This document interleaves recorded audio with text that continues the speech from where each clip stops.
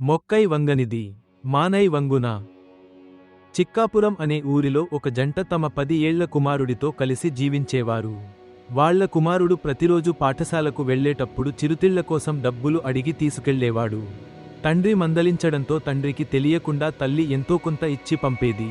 రోజు రోజుకు అతడు డబ్బులు ఇస్తే గాని స్కూలుకు వెళ్లనని మారాం చేయడంతో విసుగు చెందిన తల్లి డబ్బు ఇవ్వడం మానేసింది.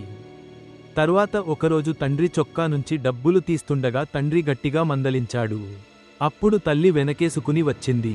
ఒకరోజు ఊర్లో దుకాణంలో దొంగతనం చేశాడని దుకాణ యజమాని చెప్పడంతో తల్లి మా వాడు అలా చెయ్యడని అతడితో గొడవపడింది.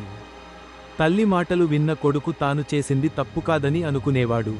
పెరిగి పెద్దవాడైన అతడు జల్సాలకు అలవాటుపడి చిన్న చిన్న దొంగతనాలు చేసేవాడు. ఒకరోజు ఏదో పెద్ద దొంగతనం కేసులో పోలీసులు వచ్చి కుమారుడిని తీసుకోపోతుంటే లబోదిబోమని బాధపడ్డారు. మొదటిసారి దొంగతనం చేసినప్పుడే గట్టిగా మందలించి ఉంటే సరిపోయేది కదూ అని బాధపడ్డారు. నీతి: పిల్లలు తప్పు చేస్తున్నప్పుడు ఆదిలోనే మందలించి మంచి మార్గంలో పెంచాలి.